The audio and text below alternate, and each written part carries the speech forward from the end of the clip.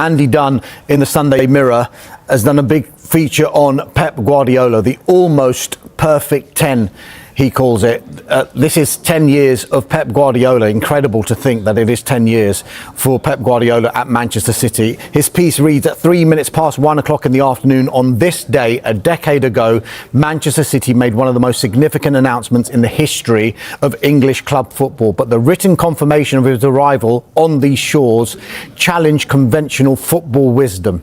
That is the Guardiola legacy that is indisputable. Do you feel it will be 10 years and out for Pep at the end of this season? I wouldn't be surprised at all if he were to leave at the end of the season, because when a big manager does go, if they announce it in advance, then it just causes a massive storm. It just does, naturally. Of course, there's uncertainty amongst the players when that happens, big time. They're all on the phone to their agents, and it just hugely disrupts their chances of winning the Premier League. And they're still very much in the title race, even though they've been way off their peak standard. They just are. And of course, you know, Arsenal could have a wobble because they've not been there for so long. We've already discussed that. But I could absolutely see him going at the end of the season. He went through a lot personally last season, as we're aware, and that can count for a lot. But also, 10 years is a long, long time. We've seen Luis Enrique taking time out before. Top managers, they don't have a well that's just everlasting for them to dip into, the resources and the energy. Being a top manager like that takes a huge amount of emotional energy and resource, and that's just a huge amount of time to be in that job. So I don't think it'd be a surprise. It wasn't a surprise to me when Klopp left, because again, that was another huge amount of energy that was taken up in one job. And I think there are reasons why managers try not to make it clear when they're going. They've gone big in this transfer window, Riaf. Antoine Semenyo and Mark Gahey both arrived at the Etihad. Are you convinced that City can still be that team that can reel off 5, 6, 7, 8 wins in a row in the Premier League like they have done previously and really challenge Arsenal for the title? Yeah, because they've got players in that squad who've done it before, and we're not talking about players who have tipped 30, players who are on the downside. We're talking about players who've gone out of form for prolonged periods, but they've all got sufficient muscle memory in that squad to know what it is to reel off those games. It's what we were talking about in the first part of the show. This title race gets interesting when Arsenal actually have a real version of Manchester City chasing them, because we haven't seen that version of City possibly for 18 months. The fact that it's Guardiola, the fact that it's Haaland, the quality in that squad, you know it's going to come back. You know it is in there and they can tap into it. But the upgrades they've made are incredibly strong. We know about Gahey. We've seen what Semenyo's done since he's even got there. There doesn't seem to have been any awkwardness in that transition like we saw with Wirtz, obviously coming in from a different league. It's taken him a little bit of time at Liverpool to just pace the game. You know, we could see from day one with Wirtz that he had that technical ability to do anything with a ball. It was just picking up those rhythms of a Premier League match. Semenyo, that's not a question. We've seen it at Bournemouth. It's why he got the move. I think he's going to add a huge amount to them. I want to see what they do to Tottenham today, because that's one of those. Tottenham are a funny team. Tottenham are a weird club. Is it going to be the midweek Spurs or the weekend Spurs, which is generally diabolical? Because if they run into a good Tottenham, maybe something strange happens. But it's also a game where I wouldn't take 5-0 off the table, because it's Man City and it's Spurs. So it's. But it could. The key with City is it could take one of those absolute wallopings where suddenly they wake up and they come out of it and they are Manchester City again, and it is one of those 5-6 runs, and then we've got a title race to talk about. Doesn't usually happen against Spurs, because City historically don't like this fixture under Pep Guardiola, Martin. But Matt Barlow's piece in the Mail on Sunday, we've been here before a little bit. Any Spurs fan who wants to lose today has no right to moan if they go down. It has been one of the narratives. Do Spurs fans actually want City to win this game to dent you-know-who's title challenge? They need to be careful what they wish for, though, don't they, given the position that they're in just now? Yeah, I can't really see. I can't understand why you'd want your own team to lose. I don't understand that thing where the hatred of another team, of another club, consumes you to such an extent that it is bigger than your love for your own club. I've never understood that at the start of Chelsea matches when they're playing and they say we hate Tottenham before they say Chelsea. They actually talk about hating, they mention hate, the chant of hating Tottenham comes before the chant of Chelsea, and I've never understood that. And so no, I don't get why you would want to lose to Manchester City today. I don't get that. Interesting, Jackie's point about Pep and not being surprised if he left. But equally, would you not be surprised if he stayed? I think this is the thing with Pep, that nobody knows. I don't think City know. You know, when you talk to people at City about how they handle these conversations with Pep, it's done by Khaldoon Al-Mubarak, and it's, well, when the time's right, we're not going to talk to him about it at the moment because he's at the sort of head-scratching phase, or we're not going to talk to him, no, it's not right at the moment. And then he will decide a moment at which it is the right time to raise with Pep, will his future be dependent on whether they win one of the big two trophies or not? This is the interesting, that's another interesting thing, because people don't like to go out. Alex Ferguson, everyone's in awe of the way that Alex left Manchester United. You put the title on the table, right, there you go. Second time, first time he announced. Yeah, the first time, yeah, and then, but the second time when he actually left, when he went, right, there you go, there's the trophy, that's me done. Thank you very much. Against the odds with a really ageing squad, with an aging team, when every last exactly, Ryan Clough got relegated, for God's sake, at Nottingham Forest. That was his last season in English football. He got relegated. So I think there's none of these guys are without ego. You don't want to go out having lost the title to Arsenal by 12 points or something like that. I don't know. It just sounds really strange. I wouldn't be surprised if he left. I wouldn't be surprised if he stayed. I think I would be, the most surprised I would be is if he wins the league and chooses to stay. Yes. I think he would take that as the off-ramp and go to New York and go to shows and read books for a year, whatever. So should, in a way. Yeah, absolutely. The way this guy lives every moment of it. And also the way it might go with the charges that are against Manchester City, which he obviously had nothing to do with.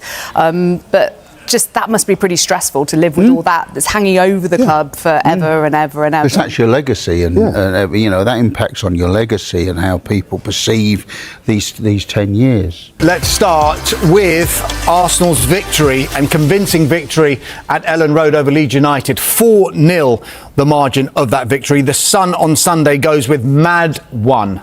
And it refers to the performance of Noni Madueke after he was a late replacement for the injured Bukayo Saka, who's injured in the warm-up. Martin, given what went before for Arsenal, 2 points from their last 3 games, put into context how big a win that was for them.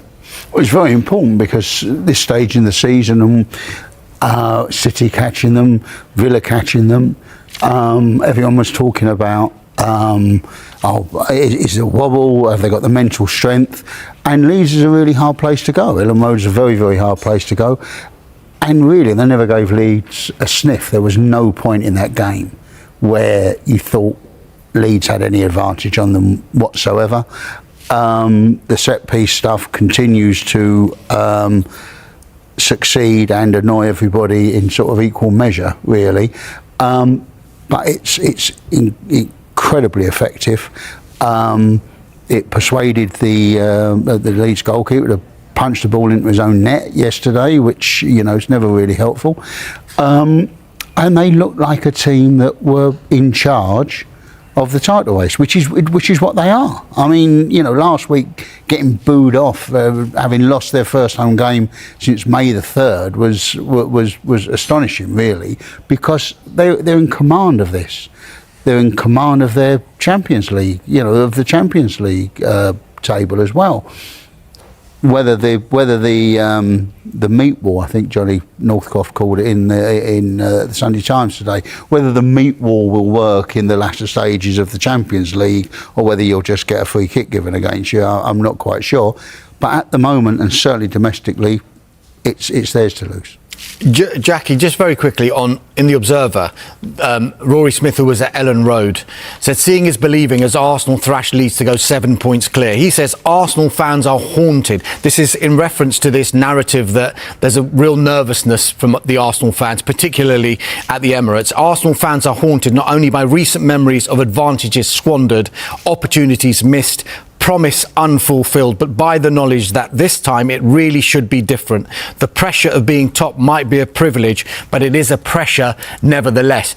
I mentioned the noise surrounding every single Arsenal game, week in, week out. With that in mind, how big a show of character do you think that was from Mikel Arteta and his team yesterday? I think it was absolutely huge. Absolutely huge. The idea that they'd go there with all the talk, all the noise, all the stress, every press conference is about pressure, of course, for obvious reasons. And the fact that they showed up and were so dominant, and James Ollie in ESPN said it wasn't necessarily fun, it was quite formulaic. He said, but they strangled the life out of Leeds United. Excellent. I mean, full marks for going to such a difficult place and doing that. And I think Leeds away is probably one of the teams you don't particularly want to go to when your confidence is quite fragile. And I think on that lead situation, the fact that they were 4 points clear, now 7, I rang Warren Barton in the week, who's my co-commentator for World Cups and Euros on the men's tournaments in the US. And I asked him about what it was like in the dressing room when he was at Newcastle United, and they were 12 points clear in January over Manchester United. And as we all know, that lead dissipated. I said to him, what happened in there? And he said, well, the pressure got to everybody. He said, we chopped and changed formations, we chopped and changed personnel, and a few of us, Les Ferdinand and me, wanted to have meetings about how we all felt, and that wasn't necessarily what was the done thing. It wasn't the pointing the finger at anybody. But they didn't do that, and they were just consumed by that pressure. And contrasting that to what Mikel Arteta's been saying is that we are having meetings, we are talking about how we feel. And his quotes in the week about, come on fans, just enjoy the fun. Let's just enjoy this. Let's hop on the boat, I think he said. I think he's handled it so far really well. I think there's still a long way to go. Long way to go, and you know we can slalom every week as to whether they've blown it or whether they're absolutely nailing it. It's somewhere in between, but the way they dealt with it yesterday was excellent. Riyadh, Oliver Holt from the Mail on Sunday was at Ellen Road as well. He says in other seasons, in other title pursuits, maybe Arsenal would have crumbled. Maybe they would have been beaten before a ball had been kicked. Maybe they would have succumbed to the narrative and felt sorry for themselves about Saka, who was injured before the game. Maybe their winless run would have been stretching to 4 by now. But this Arsenal did not crumble. Jackie alluded to it there. I was at the news conference from Mikel Arteta before this game on Friday. To me, he seemed calm. He seemed a man who was showing great authority and a little bit of spikiness as well, in good measure, in a good way, is how I read it. For all the nervousness with the fans, does he deserve a little bit of credit about how he's handling himself, particularly in these news conferences pre and post match? He does. Look, we're all going to talk about bottle and nerve and whether or not they're going to choke, right? Yeah, it's a valid discussion. Runner-up 3 times in a row, it's what Arsenal do, right? But you mentioned Saka there. The biggest variable here, I don't necessarily think, is Arsenal's psychology. It's just the fact that they've got this incredible squad. Look what Madueke did yesterday.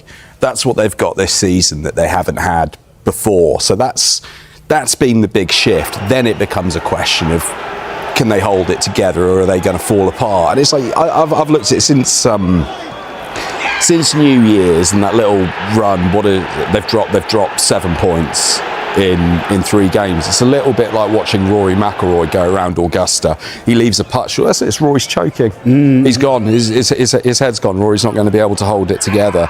Arsenal lose against Man United. They're falling apart. But look at what Man City are doing. Man City have dropped more points in January than Arsenal have.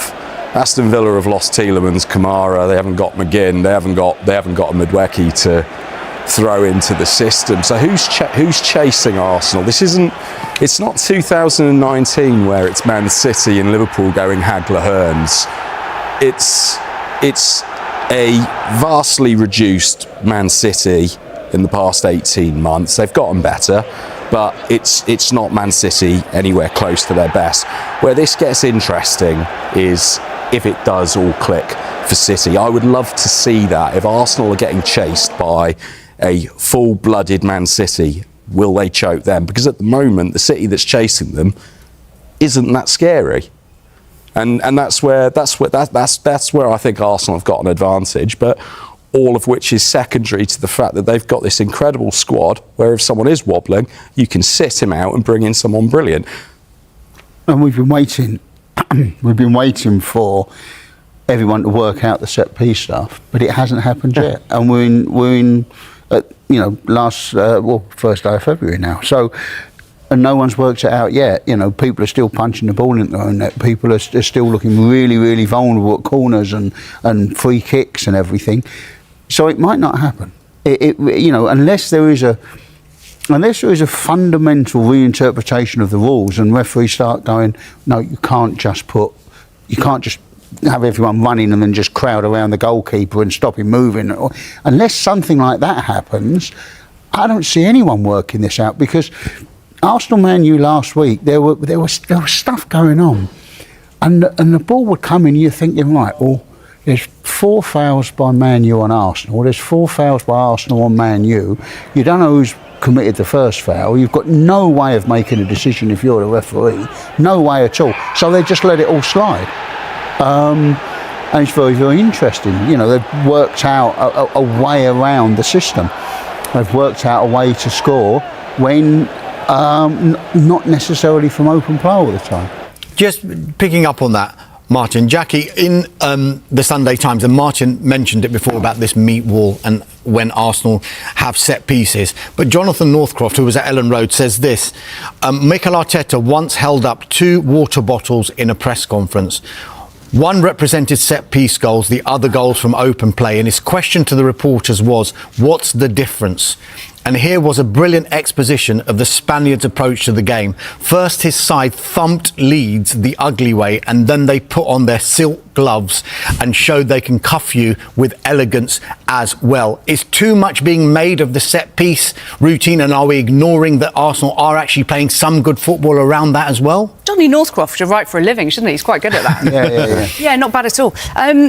Yeah, look, I mean, you can talk about it all you like, and obviously there's the Anthony Gordon quotes last week about the Premier League and European football's better because it's less of the set piece kind of bullying or whatever. But Arsenal have done all right in the Champions League, haven't they, as well? But I think the thing with the set pieces, it's almost like an insurance policy. Yes, that's where they're getting so many of their goals from, but it's not like they can't play football. The concern would be if the set pieces dry up or something goes wrong, or Declan Rice were to pick up an injury, which, touch wood. Credit to him, by the way, for reaching 300 Premier League appearances, the 5th youngest to do so behind 4 other Englishmen, is absolutely astonishing. He tends to be available all the time. So the concern would be if he were to be injured and if they were to struggle from open play. But they're still in the top 7 or so of goals from open play. It's not as if they cannot score. So, I mean, who cares, really? If they win the league, that's what matters. And they're doing really well. I just think there's still a long way to go. And whilst they have 2 players for every position, and in theory everything's going well and they should still beat Manchester City to the title, of course, I just think psychologically this is the big thing. And the way they're talking, it's what they're trying to guard against. But, again, referring to what Warren Barton said, he said the difference with their team compared to this Arsenal, who he supports, is the fact that they only had Peter Beardsley in that squad 30 years ago, who had won a title before. David Batty joined in the January, but they didn't have that experience, whereas Arsenal have got about 5 players, I think, who've won league titles previously, and that's obviously going to help them.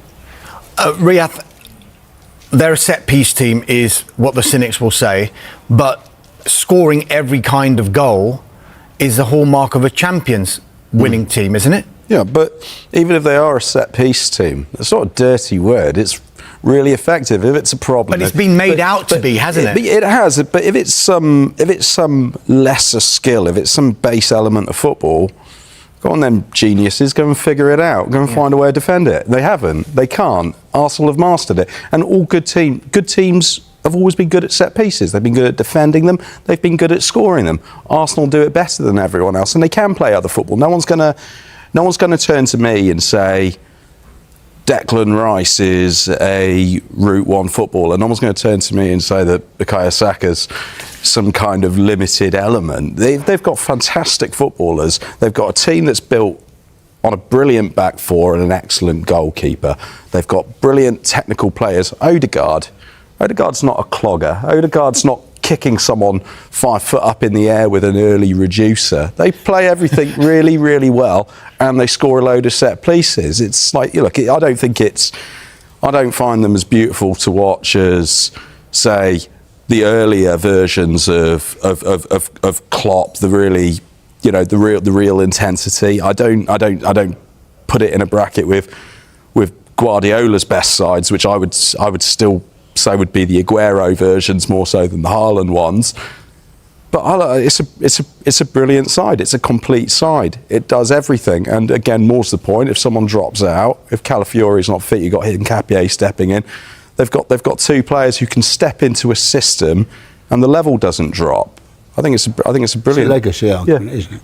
It's a legacy argument. The Arsenal set piece thing is a legacy argument that in 10 years' time, do we look back on this season and go, oh yeah, well that was the corner and throwing season when it all, when it got boiled down to set piece football, and it doesn't compare, as you say rightly there, it doesn't compare to say the peak Manchester City where you're just watching it and going, this is incredible. It doesn't compare to that, but you've got to work out a way to defend against it.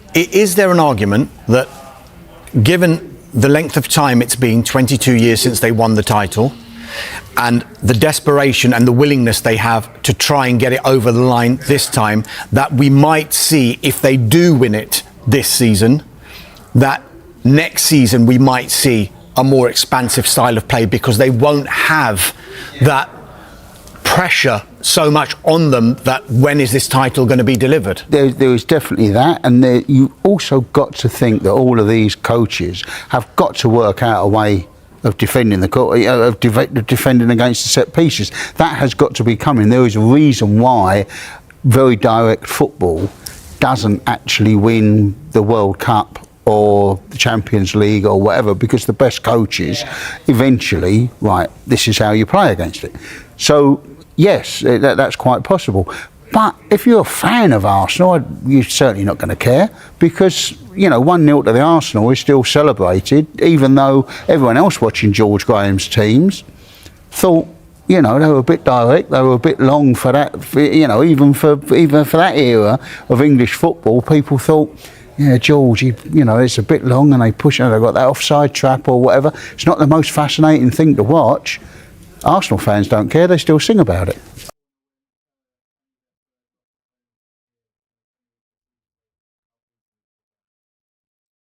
Well, very, very happy, obviously. A very impressive performance, a very impressive result. And in the context that we've done it, we knew about the difficulty of the game and the opponent that we're facing with the recent form and the style of play that they have at the moment, the energy that the stadium brings. And then the fact that after 3 results that didn't go our way in the league, we really wanted to show how much we wanted it.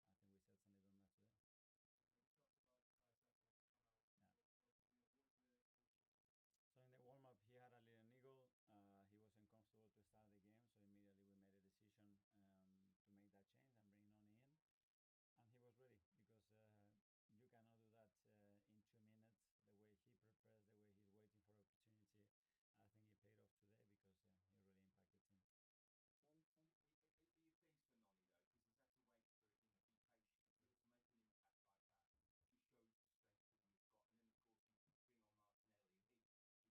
I think it paid off today, because he really impacted the team.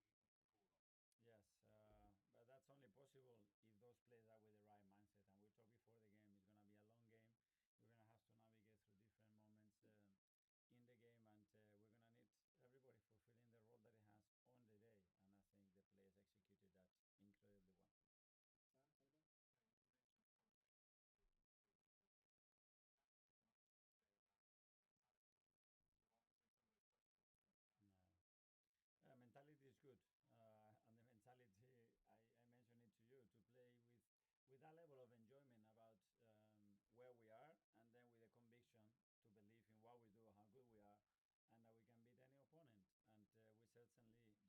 but then you have to show the quality as well in this league to do it, and it came out in great ways from different players as well. Sorry. Yeah, Bukayo, I understood. Because of the type of game that I expected as well, and how aggressive and direct they've been recently, and I believe that the game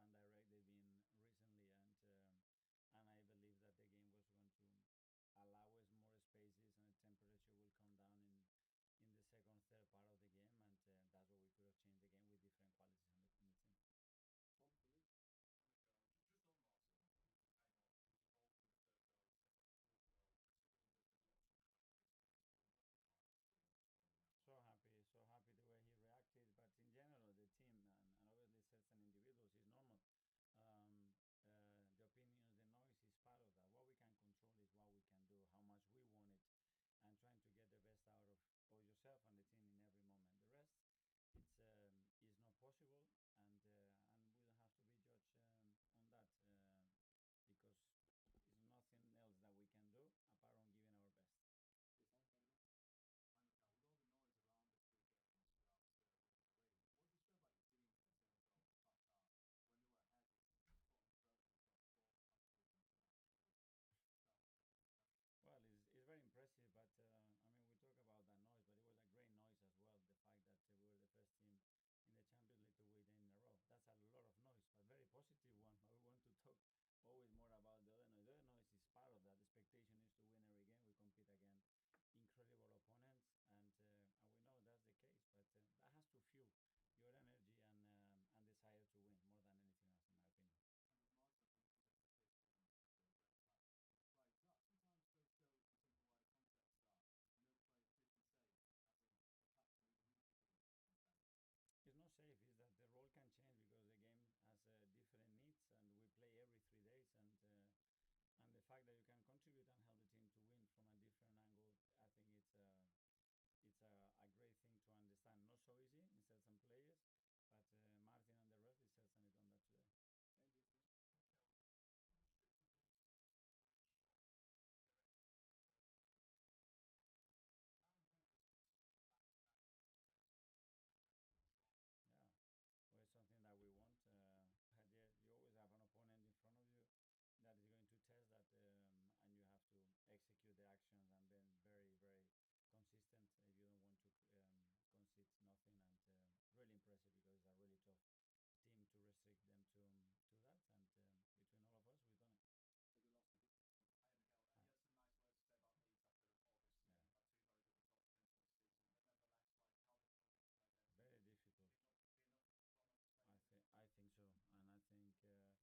Very difficult.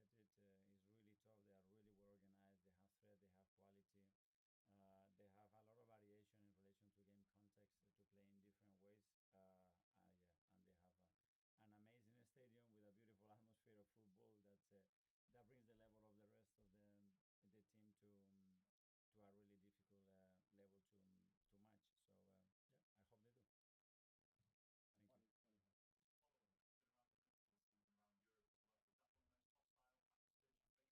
Thank you. No, the word, I would say beautiful football atmosphere. I mean, when you talk about the tradition and the history of this league, this kind of stadium, this kind of atmosphere and people, that's what it makes it unique. So it's a joy to play football in this kind of. Mikel Arteta's work at Arsenal is being viewed in an even brighter light after the recent coaching shakeups elsewhere. With Chelsea parting ways with Enzo Maresca and Manchester United moving on from Ruben Amorim, the contrast is hard to miss. Arsenal has kept moving forward under Arteta, giving him time through difficult stretches, and now seeing the payoff as the club pushes again in the Premier League title race. It also raises a bigger question about strategy. While Chelsea and United are changing direction again, Arteta has been in place for more than 6 years, outlasting a long list of managers across those two clubs in that span. That stability has become part of the story, and it was a major talking point on the Seeing Red podcast with Tom Canton and John Cross. Beyond reacting to Amorim's dismissal and breaking down wins over Aston Villa and Bournemouth, plus Manchester City's loss to Chelsea, the conversation kept returning to one core idea: structure. Not just who is the coach, but how much power that coach has, and whether the club is built to support a long-term project. Cross pointed to Arsenal as a rare example of patience turning into real strength. He argued that Arsenal's willingness to back Arteta through the messy early phases helped create the stable position they're in now, and that this kind of time and support investment is what can turn a club into something truly solid. Canton's response was sharp and honest. Arteta's arc, he said, has almost become a problem for other clubs, because it tempts them to keep coaches they probably shouldn't. But at the same time, it's still the best example of what can happen when you hire the right person and actually give them time. And that time wasn't smooth. The discussion highlighted how Arsenal could easily have pulled the plug early. 2 eighth-place finishes, then 5th, missing out on the Champions League, and a Europa League semi-final exit to Unai Emery's Villarreal. Any of those moments could have pushed a club into panic mode. Instead, the argument is that Arsenal recognized the bigger reality. Arteta didn't have the resources to compete at the required level right away. The squad needed a rebuild. The roster needed to be refreshed. That's where the comparison to Chelsea and United becomes even more pointed. The podcast suggested that recruitment and decision-making structure are often what determine whether a coach survives. If signings don't land, results suffer. And if a coach doesn't have enough influence or the club isn't aligned behind a clear plan, it becomes much easier for things to collapse. In other words, giving time only works if the coach is empowered to shape the team in a way that matches the vision. Cross also emphasized that Arteta's situation stood out because he pushed to be a true manager, not just a head coach. The idea is simple. Top coaches want a real say in the build, and they want the club to match what they were promised when they took the job. The discussion even pointed to how Arteta survived a low moment, like the home loss to Burnley, because the club stayed behind him. And in that period, with fan pressure affected by the COVID-era environment, Arsenal were able to hold their nerve instead of reacting emotionally. Meanwhile, the big unknowns now shift back to Chelsea and Manchester United. Who replaces Amorim? And how will the next chapter look at Chelsea? The answers may come sooner than people expect. But for Arsenal, the reality stays the same. They're stable, they're moving forward, and they're still in the title chase, while others are starting over again. And that contrast can shape how people judge every manager in the league. Because when two massive clubs hit the reset button again, it forces the same question Cross raised on the show. Is the quick switch actually fixing the problem, or just delaying the real work? The bigger takeaway from the discussion is that time isn't a magic solution by itself. It only becomes valuable when the club's structure supports the plan, and when the coach has the influence to push the squad in the direction he believes it needs to go. That's why the distinction between head coach and manager kept coming up. The podcast point is that if a coach is expected to own the results, he usually wants a meaningful say in the decisions that shape those results. And if he doesn't get that, patience alone won't save him. That's also where Arteta's early struggles get reframed. Those finishes and setbacks could have become a reason to panic. Instead, they became evidence of why alignment matters, because Arsenal chose to treat them as part of a build, not a final verdict. And once the squad was reshaped the way the club believed it needed to be, the results started to reflect that long-term approach. So the repercussions aren't just about Arsenal looking stable, it's about how stability changes your margin for error. When you don't reset every year, you're not constantly starting from zero. You're building on decisions, learning from setbacks, and keeping a clearer identity. For Chelsea and Manchester United, the immediate consequence is obvious. They're changing direction again, which means the next appointment carries even more weight. Because every new coach isn't just judged on results. He's judged on whether the club is finally giving him the structure and authority that the role demands. That's why the question at the end matters so much. Who will replace Amorim, and how will Liam Rosenior do at Chelsea? Because those answers will test the exact theme the show kept returning to. Time, support, structure, and control. And for Arsenal, it's a different kind of pressure. Stability doesn't guarantee trophies, but it does keep you in the fight longer. And right now, while others restart, Arsenal get to stay focused on what they're already doing, chasing the Premier League title.